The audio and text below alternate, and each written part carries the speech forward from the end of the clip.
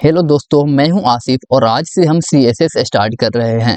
जैसा कि आपको पता है हम लोग HTML में जितना बेसिक था वो पढ़ लिए हैं और भी बाकी है और हम CSS के साथ में HTML को भी पढ़ेंगे। तो जैसे देखिए CSS को आज स्टार्ट कर रहे हैं। पहले इंट्रोडक्शन देख लेते हैं CSS की क्या होती है। CSS का फुल फॉर्म होता है कैस्केडिंग स्टाइल शीट्स। ये क्या है? तो ये एक लैंग्वेज है जिसके हेल्प से हम वेब पेज को डिज़ाइन करते हैं। यही HTML के हर एक एलिमेंट को कंट्रोल करता है। जैसे एलिमेंट होता है ना, H1 पैराग्राफ वगैरह टैग, वो सब को ये CSS से ही हम उसको कंट्रोल कर सकते हैं। मतलब उसका डिज़ाइन क्या रखना है, उसका साइज कितना रखना है, ये सब हम CSS से ही कंट्रोल करते हैं। हम CSS का यूज़ क्यों करते हैं? तो वेब पेज के लुक को अच्छा बनाने के लिए हम करते हैं और डिज़ाइन और कंटेंट को अलग करने के लिए। अभी एग्जांपल आपको दिखाता हूँ कि क्या होता है। और CSS की हेल्प से ही हम पेज को रिस्पॉन्सिव बना सकते हैं। ये कोड डुप्लीकेशन को बंद करता है, मतलब एक ही कोड को बार बार लिखने से बंद करता है। एक बार ही लिख लिए CSS तो उसको मल्टीपल पेज में यूज कर सकते हैं। तो जैसे आप एक एग्जांपल देखिए CSS का, ये रही एक वेबसाइट। ये मेरी वेबसाइट है, जैसे रिफ्रेश करके देख लीजिए, अभी सही है बिल्कुल। तो ये सब आपको अच्छा क्यों दिख रहा है? ये सब में हम CSS यूज किए हुए हैं, इसलिए आपको ये इतना अच्छा लुक दिख रहा है। दिख रहा है ना? ये देखिए कितना अच्छा लुक है। अगर हम इसमें से CSS हटा देंगे तब ये क्या ऐसा रहेगा? नहीं रहेगा। चलिए थोड़ा CSS हटाकर आपको दिखाता हूँ। हम आज आ गए हैं VS कोड में। पहले वो प्रोजेक्ट को ओपन कर लेता हूँ, ओपन रिसेंट प्रोजेक्ट, और ये रहे वो मेरी प्रोजेक्ट। और यहाँ पे मैं इसमें से CSS हटाता हूँ। इंडेक्स पेज में से ये रही CSS, ये है ना, ये index.css नाम का जो लिंक किए हुए है, यही वो CSS है। जैसे कि अभी बिल्कुल सही नॉर्मल है, अभी कुछ नहीं किए हुए, तो देख लीजिए रिफ्रेश करके, अभी बिल्कुल नॉर्मल है। अगर हम इसमें से CSS कमेंट आउट कर देते हैं, कमेंट आउट हो गया तो अब कोड रन नहीं होगा।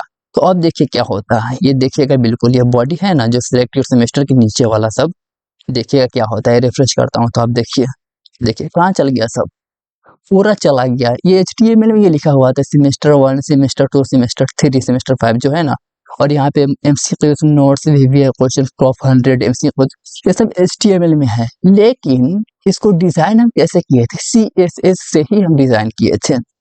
ये फुटर का CSS दूसरा है, इस वजह से ये अच्छा दिख रहा है। जैसे फुटर के CSS को भी हटा दिए, यहाँ है, इसको हटा देते हैं तब देखिएगा क्या होता है। हटा दिए, अब देखिए फुटर भी गया काम से। देखिए फुटर कहाँ चला गया, अब एक पेज दिख ही नहीं रहा है। अब आप बिल्कुल समझ रहे होंगे कि यह क्या होता है। और नैव का अलग CSS है, इसलिए नैव थोड़ा अच्छा दिख रहा है। देखिए पूरा बेकार हो गया ना। तो CSS से हम यही करते हैं कि पेज को अच्छा लुक देते हैं, डिजाइन अच्छा बनाते हैं। फिर इसको कमेंट आउट से हटा देता हूँ, इसे भी। अब देखिए, अब इसको रिफ्रेश करता हूँ तो फिर ये ओरिजिनल पेज में आ जाएगा, अपने ओरिजिनल रूप में आ गया। ये सब मुमकिन कैसे हुआ? CSS की हेल्प से ही हम इसको अच्छा डिजाइन दे पाए हैं। तो आपको भी ऐसे ही CSS यूज करना सिखाऊंगा। आई होप आप इसे समझे होंगे कि CSS क्या करता है। अब मैं आ जाता हूँ अपने ओरिजिनल प्रोजेक्ट में, रिसेंट करके, और ये रही हमारी प्रोजेक्ट। ठीक है, पहले CSS को थोड़ा पढ़ लेते हैं। हम CSS को 3 वेज से अप्लाई करते हैं। यहाँ पे 3 वेज लिखा हुआ है। एक है इनलाइन CSS, और एक है इंटरनल CSS, और तीसरा है एक्सटर्नल CSS। तो इनलाइन CSS को देखते हैं। इनलाइन CSS एक लाइन के अंदर ही लिखा जाता है। जैसे हम पैराग्राफ टैग लिए, पैराग्राफ टैग के अंदर हम ये लिखे हुए this is a blue paragraph, ठीक है। इसके अंदर इनलाइन CSS कैसे यूज हुआ है, यहाँ पे देखिए। इनलाइन में पहले पैराग्राफ के अंदर जो ओपनिंग टैग है P टैग, इसमें थोड़ा स्पेस देकर यहाँ पे लिखेंगे पहले स्टाइल, फिर इक्वल टू, फिर डबल इक्वल टू है ना, उसके बाद में डबल कोट्स, डबल कोट्स के अंदर में लिखे कलर, फिर कॉलन, फिर कलर का वैल्यू कि कौन कलर हमें देना है, तो ब्लू लिखकर फिर सेमी कॉलन से इसे टर्मिनेट कर दिए। तब इसे बोला जाता है इनलाइन CSS। अब होता है एक इंटरनल CSS। इंटरनल CSS क्या करता है कि आप एक पेज में ही रहेंगे, ठीक है, एक पेज में बना रहे हैं तो ठीक है, उसके अंदर में हेड टैग के अंदर, जैसे हेड टैग होता है ना, तो हेड टैग के अंदर स्टाइल पे स्टाइल टैग ओपन करेंगे। ये स्टाइल है, यहाँ पे क्लोज कर देंगे स्टाइल को। स्टाइल के अंदर हम P टैग को लेंगे, जहाँ पे पैराग्राफ टैग में लिखे थे ना, तो P टैग के अंदर जैसे यहाँ पे हम पैराग्राफ टैग लिए हुए हैं, तो पैराग्राफ के अंदर ही स्टाइल को लगाए हुए हैं ना, तो इसको अब नहीं लगाएंगे इतना, ओनली पी को सिलेक्ट करेंगे, क्योंकि एलिमेंट एथी से ही हम सिलेक्ट कर रहे हैं, तो ओनली पी को ही सिलेक्ट किए, उसके अंदर में हम कलर देकर रेड दे दिए। इस तरह से होता है इंटरनल सीएसएस, जो हेड टैग के अंदर हुआ ये है इंटरनल सीएसएस, और एक है एक्सटर्नल सीएसएस। एक्सटर्नल सीएसएस अलग होता है कि हम उसके लिए एक अलग पेज ही बनाते हैं, जैसे कि ये बनाए थे ना हम, ये इसमें अभी आपको एग्जांपल दिए थे, ये एक्सटर्नल सीएसएस था, जिस वजह से हम एक एक लाइन में उसे लिंक किए हुए थे, ये एक्सटर्नल सीएसएस है। तो जैसे देखिए हेड टैग के अंदर हम पहले लिंक स्टार्ट करेंगे, फिर स्टाइल शीट, इसके अंदर href में उस सीएसएस जो एक्सटर्नल का हम एक फाइल बनाए थे सीएसएस का, उसका यहाँ पे एड्रेस दे देंगे, जैसे style.css, यहाँ पे हम यही किए हुए हैं। फिर आपको बता देता हूँ एग्जांपल कि आप अच्छे से समझ पाओगे। ठीक है, यहाँ पे आए और आप यहाँ पे देखिए हम वैसे किए हुए हैं ना, यहाँ लिंक पहले स्टार्ट किए, रेल में तो स्टाइल शीट ऑटोमेटिक आ ही जाएगा ये VS कोड में। फिर href में हम CSS फोल्डर के अंदर index.css का एक फाइल बनाए हुए हैं, जैसे यहाँ पे देखिए। ठीक है, ये CSS है, CSS फोल्डर के अंदर यहाँ पे है index.css का एक फाइल, तो यही है उसका, यही है एक्सटर्नल CSS। एक्सटर्नल CSS यही करता है। देखिए एग्जांपल में वही बता रहा है, हेड के अंदर, तो हम हेड टैग के अंदर तो लिखे हुए हैं ना, ये रही हेड टैग, इसके अंदर में ही है, बहुत सारे लिंक किए हुए, इसलिए आपको समझ में नहीं आ रहा होगा, फिर भी आई होप समझ रहे होंगे। href के अंदर style.css का जो फाइल था उसको कर दिया हूँ, ये रही style.css। अब यहाँ पे आपको देखिए style.css दिखाता हूँ, index.css ना, index.css में ये रही मेरी कोड, तो इसमें ओनली CSS को ही लिखा हूँ, दूसरा कुछ नहीं। इसी कोड को हम index.php में इंसर्ट कर दिए हुए हैं, ये रहे index.php, इसमें हम इंसर्ट कर दिए हुए हैं, इसी को बोला जाता है एक्सटर्नल CSS। तो चलिए कुछ बेसिक सिंटैक्स देखते हैं CSS की। सबसे पहले तो CSS अप्लाई करने के लिए हमें सिलेक्टर को यूज करना होता है, फिर उसके बाद हम ये देंगे कर्ली ब्रेसेस। कर्ली ब्रेसेस देने के बाद यहाँ पे क्लोज भी करना होगा, क्लोज होने के बाद यहाँ पे प्रॉपर्टी देंगे, फिर कॉलन देंगे, यहाँ पे वैल्यू देंगे, फिर इसे सेमी कॉलन से बंद कर देंगे।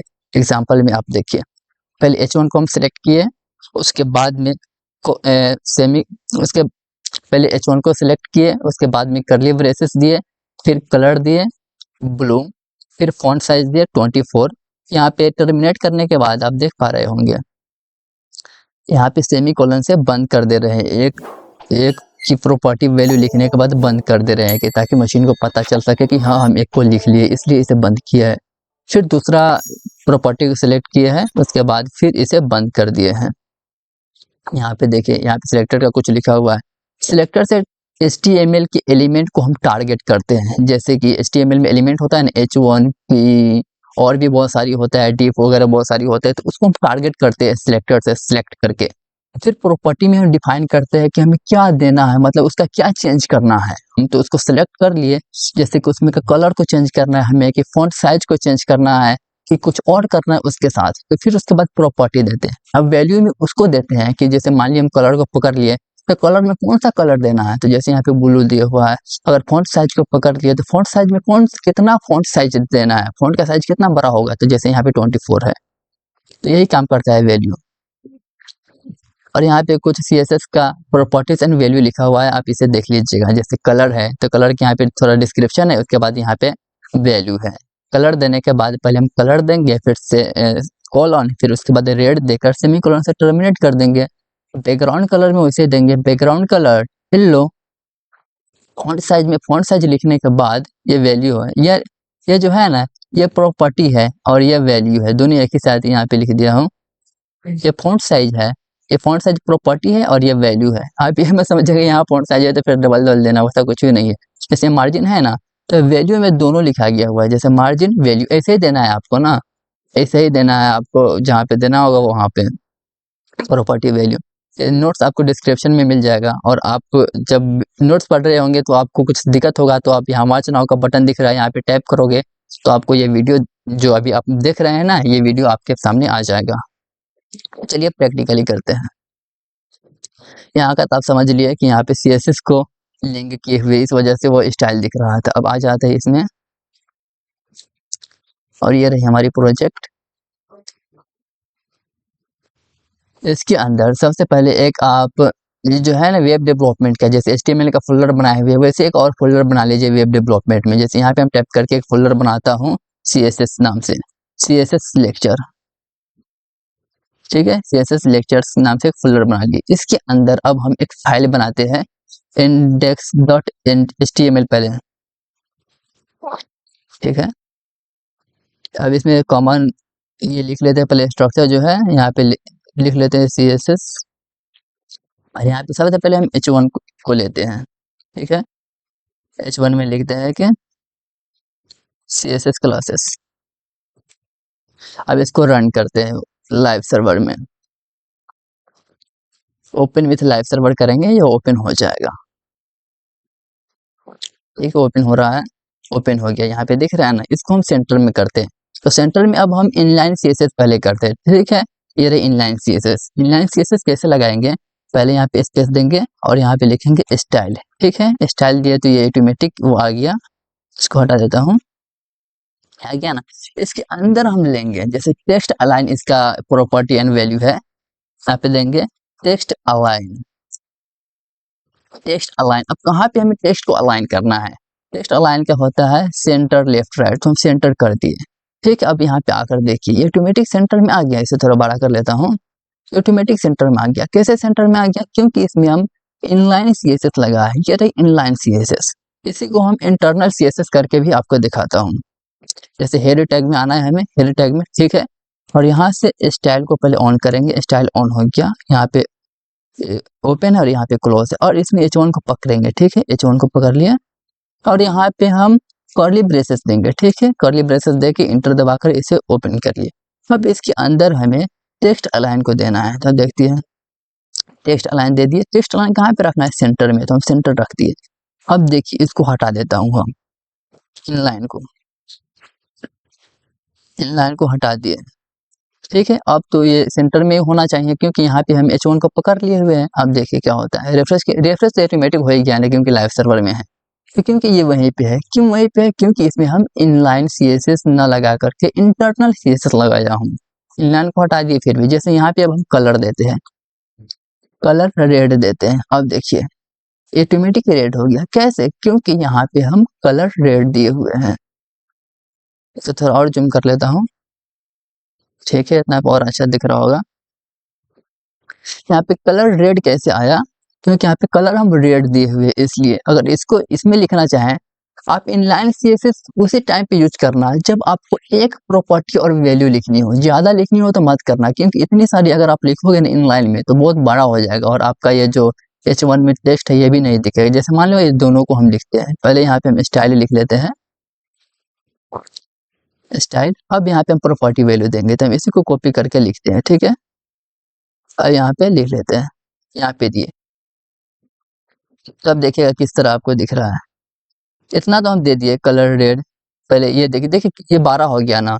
CSS इतना ही है, लेकिन इसमें इनलाइन में दो हो गए। स्टाइल में तो पहले टेक्स्ट अलाइन करके सेंटर आए, फिर भी ज़्यादा आपको समझ में नहीं आ रहा होगा, क्योंकि ये आपका फर्स्ट टाइम है। फिर कलर देके रेड दिए, तो आपको वैसे ही दिखेगा। जैसे कि हम ये CSS में H1 को हटा लेते हैं, ठीक है। इसको कमेंट आउट कर लेते हैं, हटाए क्या, ठीक है, कमेंट आउट कर लिए। अब रन नहीं होगा, ये रन होगा, तो फिर भी ये वहीं पे होगा वैसा ही। वैसा ही क्यों है, क्योंकि ये वैसे ही है ना, वहाँ पे इनलाइन CSS हम यूज किए हैं ना, इसलिए ये वैसा ही है, ठीक है। इसको हटा देता हूँ। एक प्रॉपर्टी देनी होती है ना तब ये ठीक था, मान लिया इसी को देना था तब ठीक था। अब रेड हट जाएगा, रेड हट गया, अब ओनली यही है। एक प्रॉपर्टी देने के लिए ये इनलाइन CSS ठीक है। इसमें से हटा देता हूँ हम पूरा CSS, हम इंटरनल CSS पे भी काम करेंगे, ठीक है। इंटरनल ऑन हो गया, अब इसमें रेड भी आ जाएगा, रेड भी आ गया। जैसे अब हम p टैग एक लेते हैं, p टैग में लिखते हैं this is a paragraph, this is a paragraph लिख लिए। अब p टैग कैसे दिखेगा, पहले देखिए यहाँ पे p टैग इधर आया है, देखिए यहाँ पे आया, क्यों, क्योंकि इसको सेंटर में नहीं किया है ना। इसमें पहले इसको पहले हम सेंटर में करते हैं कि सेंटर में आ जाए, तो यहाँ पे सबसे पहले आके हम इसको p टैग को सिलेक्ट करते हैं। यहाँ पे ID क्लास से बाद में सिलेक्ट करना सिखाऊंगा कि वो क्या होता है।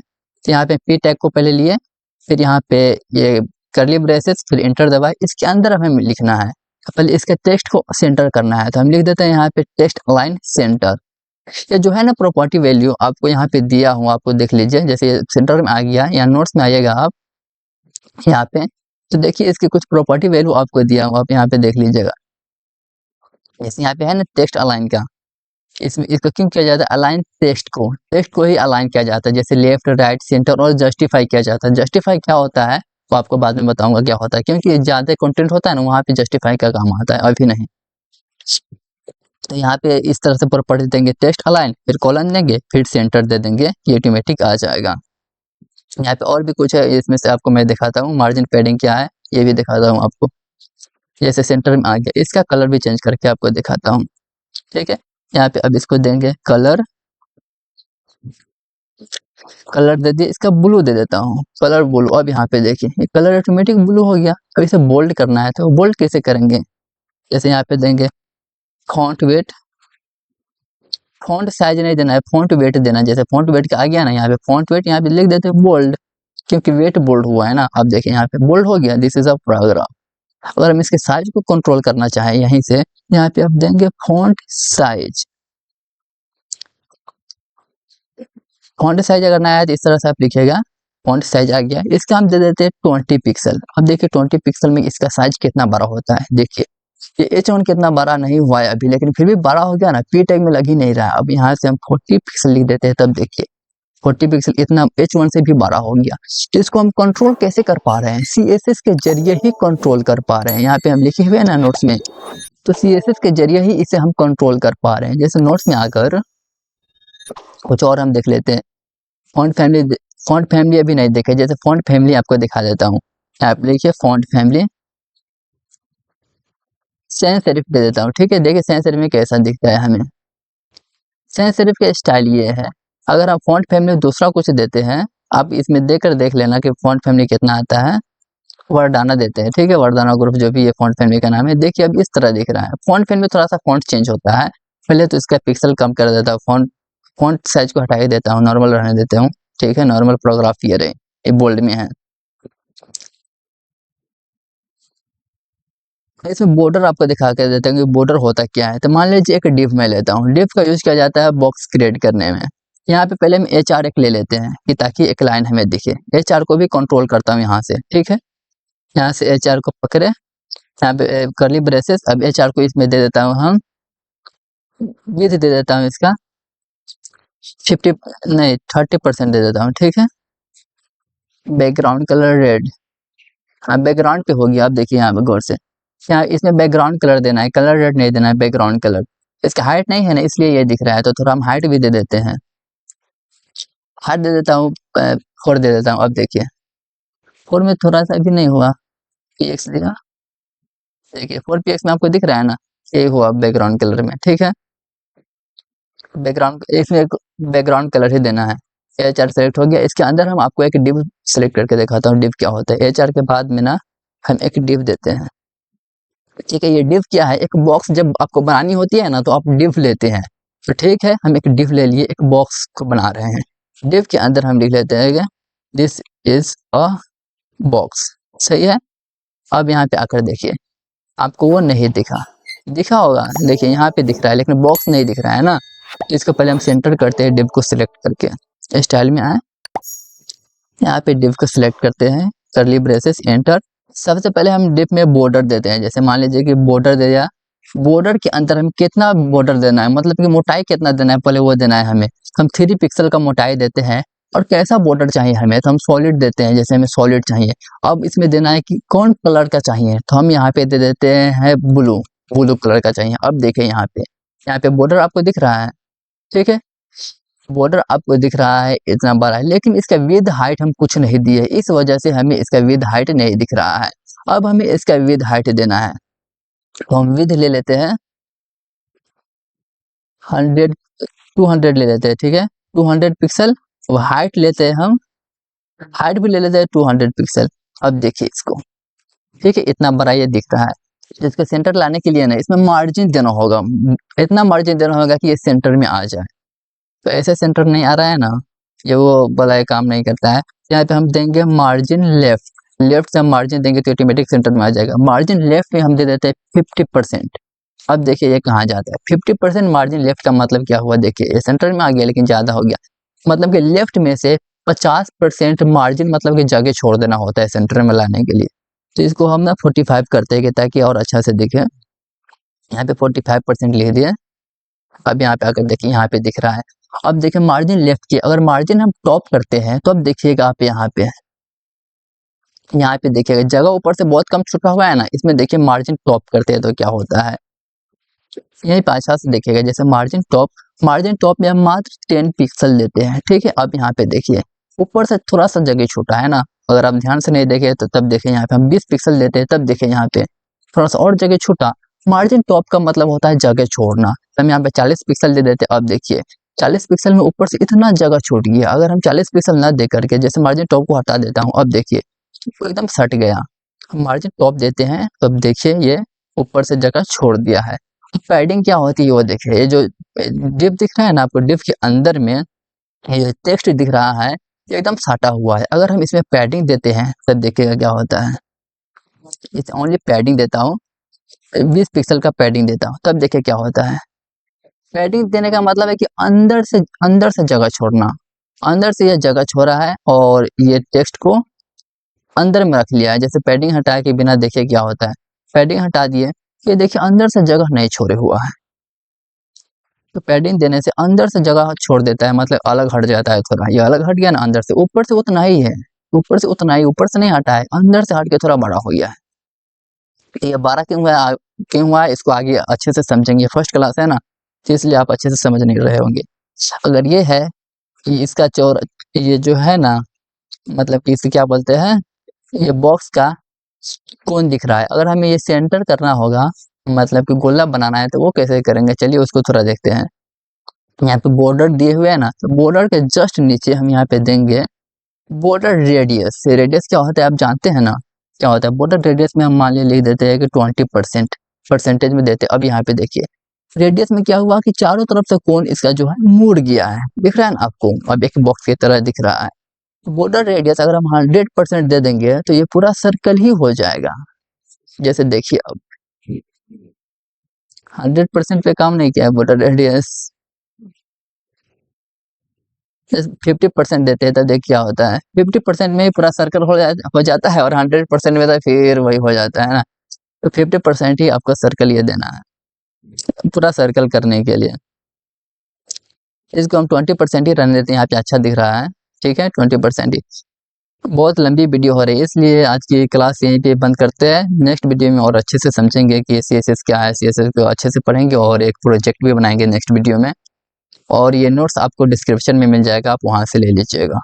और यहाँ के ये जो है ना फॉन्ट फैमिली वगैरह, इस सब एक बार देख लेना कि विद हाइट क्या होता है, बॉर्डर पैडिंग तो आपको सिखाई दिए कि क्या होता है, मार्जिन भी दिखा दिए, टेक्स्ट अलाइन ये भी दिखा दिए हैं, फॉन्ट फैमिली भी दिखा दिए। तो अब मिलते हैं नेक्स्ट वीडियो में।